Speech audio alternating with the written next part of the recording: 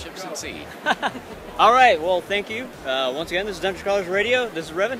It's a guy named Joe. You're welcome, baby! And we are here with the amazing and always talented Ed Greenwood. Hi. Thank you for giving us some time. Pleasure. Here at the con. It's super busy, but no, we just want to ask you a few questions. Go ahead. All right, Ask so away. basically, what is it like being the founder, the person that created the realms, that just started it all, pretty much? Exhausting. No, no. I work on creating the realms a little bit every day. Okay. I've been doing this since I was 6. As we speak, I am 53. I think it's 53. Yeah, 53. Wow. So I'm sort of getting good at it. Yes. Just by dint of wearying repetition. When I'm here at Gen Con or other conventions, small ones as well, that's when I get my reward. When I get, people smiling at me and thanking me and telling me to change their life for the realms, and I go, yeah, that's why I do it. Nice. And, you got me in the middle of Gen Con, I'm absolutely exhausted, and I'm absolutely happy. We understand. Yeah. This is our first Gen Con, and we're just... This is my 31st. Yeah. We're running around, we're just like, oh my gosh. But it's like, like kids in a candy store. Yeah, Yeah. that's exactly what it is. Yeah. Giant candy store, you can't see it all. No. So, I mean, it occurs to me that you have a lot of, I don't want to say a lot of power or sway going on here, but what is it like dealing with the pressure of every decision you make alters an entire mythos? What is it like dealing with that kind of pressure? It's easy. I've been doing it for years. No. The thing is, when you're dealing with people in gaming, you just treat them like real plain folks. And when you're dealing with the realms, everything has to make sense in terms of the realms, not anything else. So it's just like, what would logically happen, or what's most likely to happen, or what happens if, and that would affect this over here, which would in turn affect this. Everything's interconnected. So you just you stay true to the realms. You stay true to what would happen in the setting. You don't say, I want to put 15 orcs here. You think, what would happen if? And then there's no pressure at all, other than, I've got to get this right. Yeah. But you don't obsess about getting it right. You just try and get yourself into the right way of thinking so it'll be right. Okay, so you deal with hypotheticals a lot. Oh, yeah. I deal with hypotheticals, every morning. Okay. Like, should I get up? Yeah.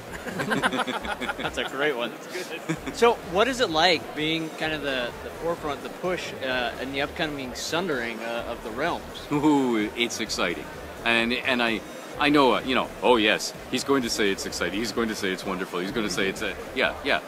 I am excited because for the first time, we really have the resources to show everything. Mm-hmm. What do people look like? What's their dress in a particular regional area? How do they sound when they talk? Is there a regional accent? What does this monster or character look like? No, that's not right. Redraw it. Yeah. No, I wanted a little more of this. This character here on the end, Storm, got redrawn 3-4 times. Oh. You see, so it's like, now we're getting it right. And it is so lovely to think we're aiming for that. Everything's going to be cool. Now, whether it'll all work out, that depends. But to be involved in that process, to sit in a room or be on a web conference or blizzards of emails with dozens of really talented creative people that you respect and that you like as friends because you've met them at Gen Cons, you've met them at Wizards, you've gone, or at TSR, you've gone to visit them, you like each other, and you're all working together on the same cool thing. It's more fun than if you do it alone. Like, for instance, if you build a car in your driveway, at the end of it, you can say, I built that. That's mine. You can be proud of it. Yeah. But if you build it with 40 friends, then you share that with 40 friends. You go, we built that, eh? Yeah. And it's like joy shared is joy increased. Ah, indeed. So then, with that being said, then what would you like to see the future of role-playing games be? A chicken in every basket. The future role-playing games, I would like role-playing games to be two things. As complex as a particular gamer needs for his or her pleasure to simulate something, or in other words, to be what they need it to be, which means that the game has to be flexible. Yeah. And at the other end, simple enough that children can easily learn to play without necessarily being intimidated by having to sit down with adults to learn to play.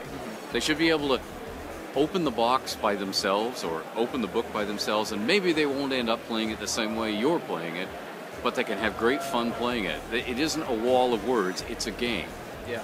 I would also love it if girls and guys were sort of equally represented in the hobby and catered to in the hobby. That would be wonderful. Yes, gaming is for nerds, but wouldn't it be great if gaming was for everybody in society? Oh, yeah. And it didn't have that sort of, oh yeah, you play Dungeons and Dragons, isn't that dangerous, satanic, you know? Yeah. And instead of they say, oh cool, what's that?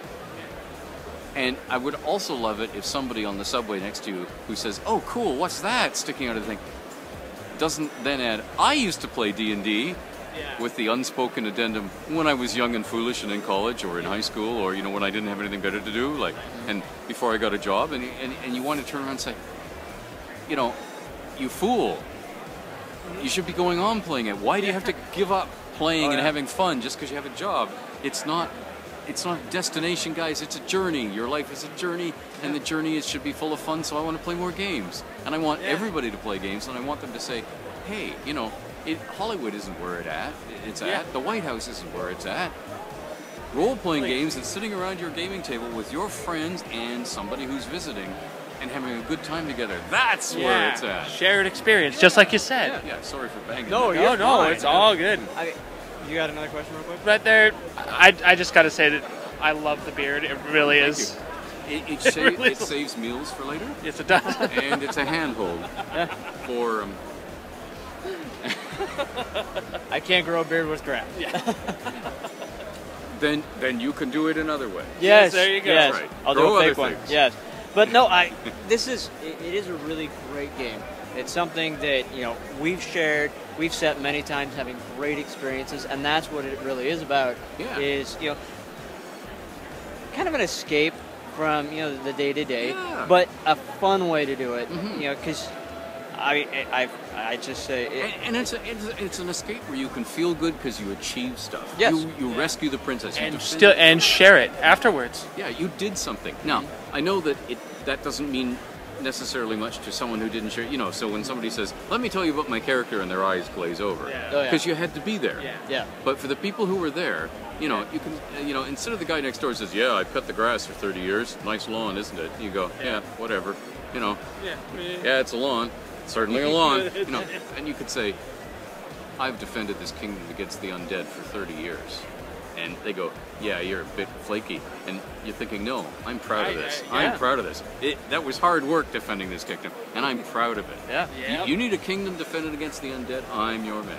You know, you know, and you know, you think, yeah, it's crazy make believe. Yeah, it is crazy make believe, which we all need in our lives, but it means something. It does. You know, it builds character. I hate to say that. It builds character. Yeah. You know, it makes you feel good. And you know, when somebody comes along and says this is a worthy cause in real life, you can say, yeah, I know about worthy causes. Yeah. I've drawn my sword for worthy causes. You know.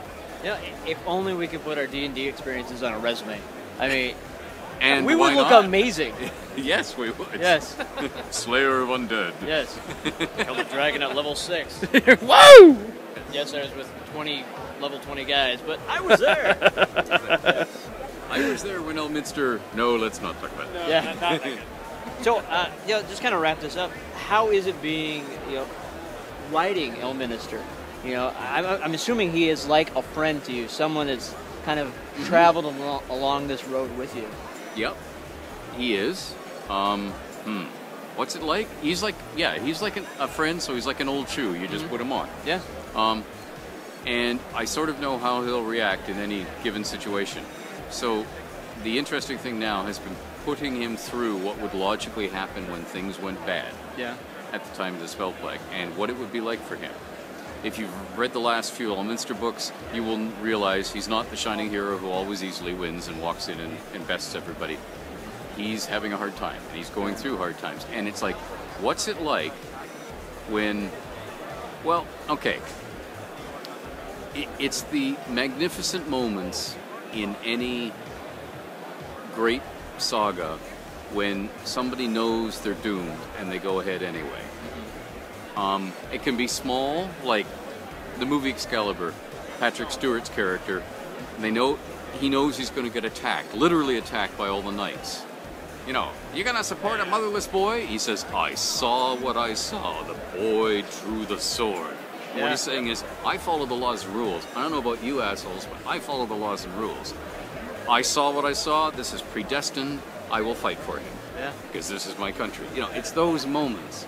And the innumerable moments, and there are a lot of them in fantasy, where somebody knows they are going to die, but they do it anyway for the greater good. You know. Yeah.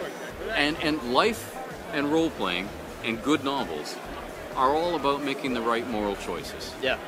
You know, when it comes down to it. Well, I mean, that sounds a bit pretentious, and we like to dress it up with witty repartee. Yeah. You know, being flippant. You know, this sort of.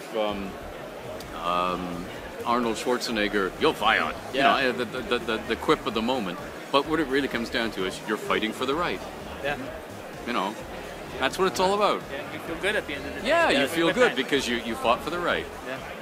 All right. Yeah. Well, should we wrap this up? Yeah, I think we're out of time. We want to say thank you, but would you mind kind of doing a little drop for us, saying, you're Ed Greenwood, this is Dungeon Crawlers Radio, and you can throw anything else you want in there along with that. Promote yourself shamelessly if you want. Go right Dungeon Crawler Radio. Dungeon Crawlers Radio. Yep. All right, we'll just put the mic in front of you, and you can go ahead. Hi, this is Ed Greenwood. You're listening to Dungeon Crawlers Radio, and crawl, baby, crawl. That was awesome. So, all right, thank you so much for being on the show. We appreciate it. It's been a pleasure to meet you. Thank you. All right, well, thank you so